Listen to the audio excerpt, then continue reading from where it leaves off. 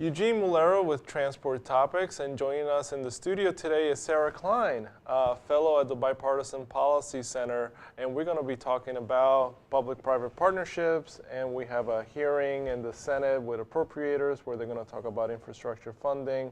But Sarah, first let me get to a recent document that you wrote laying out the first 100 days for the administration and Congress on infrastructure. And one of the points that you brought up was require and encourage public-private partnerships, or P3s, screening.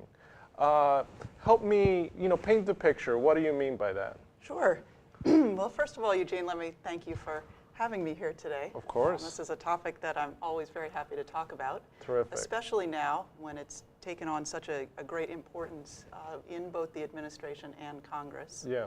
So one of the things that we were thinking about as the new administration came in is, as the infrastructure discussion goes on, and there are a lot of thorny questions that are going to have to be solved by Congress working together with the president, what are some of the near-term things that the administration can do to improve the way that we deliver our infrastructure in this country? Yeah. And the first thing that came to mind for us is something that we do think the administration can work on with their own authority. It doesn't necessarily require congressional action, but encouraging through the agencies that have infrastructure programs, encouraging those agencies to work with states and local governments to explore the use of public-private partnerships more than is happening today.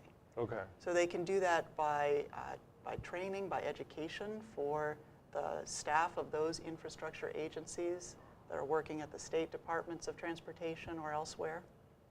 They can also do that by including that as an incentive or a requirement in some of the programs that the federal government is offering. Through the rulemaking process? Mm-hmm. And, okay. Or even through grant guidance. Okay. As something that they're looking for when they are evaluating different projects for federal grants. And the benefit here is that we think that exploring more use of public-private partnerships is going to bring more private sector capital, more private sector expertise, and most likely a more efficient delivery of infrastructure projects, which over time is going to save money and deliver a better product. Why, we'll get to the Senate hearing happening tomorrow in a second, but already we've seen a lot of discussion about P3s this year. We had Secretary Chow before the Commerce Committee really praised them, but then we saw three congressional hearings, 2 in the Senate and 1 in the House, where we saw a constituency, a block of lawmakers representing rural districts who some people took it to be quite critical of their messaging on P3s. Is their criticism fair? Is there something that is lost in the translation? What's your reactions? So that is a great question, because obviously it's an issue that's very important and has come up, as you said, in a number of different hearings already. The President has been talking about public-private partnerships, so it's clearly something to wrestle with. The senators from rural states have expressed a lot of concern about public-private partnerships. I think that in large part, that's because there isn't a lot of experience in this country with P3s in the rural context. That's in part because many rural projects maybe aren't as well suited to P3s as others, but I think also in part because people in this country who do infrastructure projects, whether they're in rural or urban places, aren't necessarily using P3s even for projects where they do make sense. The system that we have just isn't quite set up to encourage and incentivize state and local governments to use P3s. There are successful examples of P3s in the rural context. For example, there's a program in Pennsylvania where over 500 small rural bridges were actually bundled together into a single project, put out as a public-private partnership where a private consortium of companies is going to repair and replace those bridges over a period of several years at less cost than it actually would have cost the state to do it on their own. Those are very small rural bridges. It required a lot of forward thinking on the part of the state in that case. But there are also examples in other rural contexts, for example, small communities, small municipalities that have water systems sometimes that need to have repairs or capital put into them have successfully used a public-private partnership model to invest in those water systems. So I think it's almost a distraction in a way to think about, does a P3 work in a rural setting and does a P3 work only in an urban setting? It really isn't about whether the project is rural or urban. It's about the characteristics of that particular project and whether that project might lend itself to a public-private partnership. And I think that more and more often, once we figure out how to look at these projects and evaluate them, we're going to find that there are rural projects for which P3s are going to be helpful. That's not to say that P3s are the only answer. There are plenty of projects, both in urban settings and in rural settings, where a P3 isn't going to make sense for different reasons.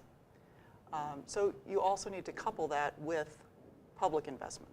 We've, I've been talking to, several groups and people on Capitol Hill, and you and I have talked about this. When I bring up P3s and I start interviewing people about P3s, it's like immediately they just talk about tolls and tolling. Yeah. And I can explain different scenarios, but why do you think there's this just mindset to link P3s with tolling? Yeah, no, that's a challenge, because you bring up the word P3 and you find that somebody either says, yes, P3s are the answer for everything, or no, P3s are the answer for nothing. They're only good for toll roads. Yeah. And it can be very challenging to actually have a serious debate and discussion about when a P3 is appropriate and when it isn't. In this country, most of the early P3s were toll roads, and there were some examples that were quite successful, and some examples that were a lot less successful. And I think that those less successful examples really kind of soured a lot of people on the concept of P3s. Okay. But more recently, there have been other approaches that are starting to be used for other types of projects that don't have tolls. One of my favorite examples is the Port Miami Tunnel, yeah, which is a gigantic project, a very complex project, linking the mainland of Miami with their port, which is on an island a little bit away across the bay. There was one bridge that was connecting the two. And if you can imagine the traffic in and out of the Port of Miami, yeah, one bridge does not do it. Exactly. So they decided that what they needed was a tunnel as well to supplement the bridge. But if they tolled that tunnel, and then you had a free bridge, why would anybody go through the tolled tunnel? So what the state Florida Department of Transportation decided to do is use what they call availability payments. So instead of having the tunnel be tolled, the state would use its future transportation dollars, federal and state grants, to pay for the project over time, to repay the private company that was going to build it, without having to toll it. And that has worked very well. The tunnel is now open and operating. People are using it. It has shifted 80% of heavy truck traffic off the streets of downtown Miami, where they were trying to access the bridge. And it's been a very successful model that other parts of the country, other states and other cities are now looking at as a way to do projects that aren't necessarily going to work as tolled projects. So as P3s sort of, you see the different types of projects for which these can be used, I think people will start to see that it's not just toll roads. There are other ways to use them. Tomorrow, when Senate appropriators meet and start talking about infrastructure funding, we got the Chamber. The Chamber of Commerce is going to talk about raising the gas tax, and then you're going to talk about, they're going to bring up vehicle miles travel, MP3s. What is your expectation for tomorrow's hearing? So the thing I love about Appropriations Committee hearings is that they have to be very pragmatic. The appropriators are tasked with producing a bill every year, unlike the authorizers. I used to work for an authorizing committee, and I have greatest love for authorizing committees. They typically don't have to produce a bill every single year. The appropriators have to be somewhat pragmatic. They have to figure out how to divide a pool of funding among different programs. And so I think that the leaders of that committee tend to approach things with that in mind.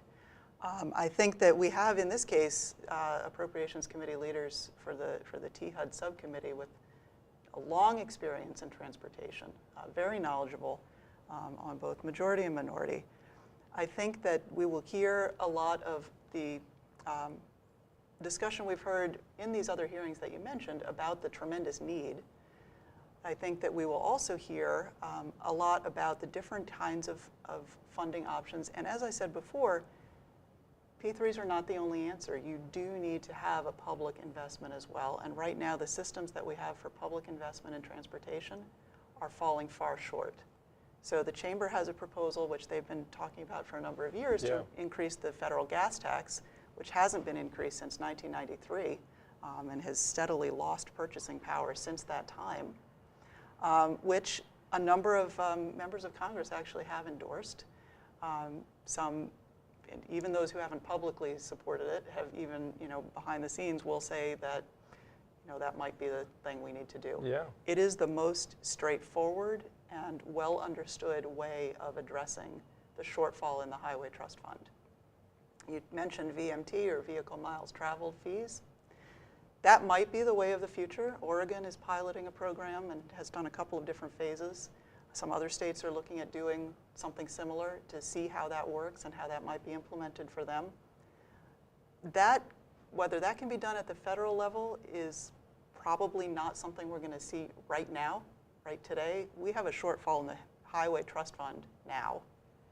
Transitioning to a vehicle mile travel fee is going to take some time if that's the direction we choose to go. Yeah.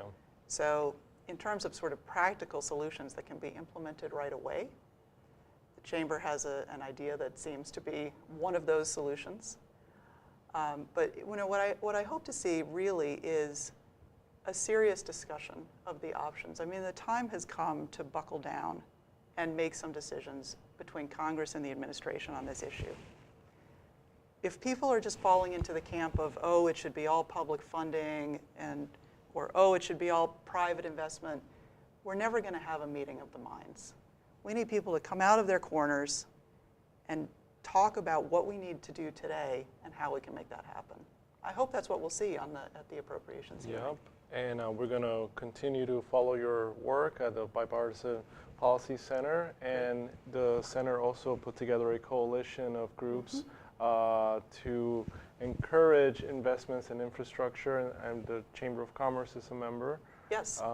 And the National Governors Associations and all that. Sarah, thank you so much for joining us, and check out ttnews.com on Tuesdays for Capitol Agenda. Thanks.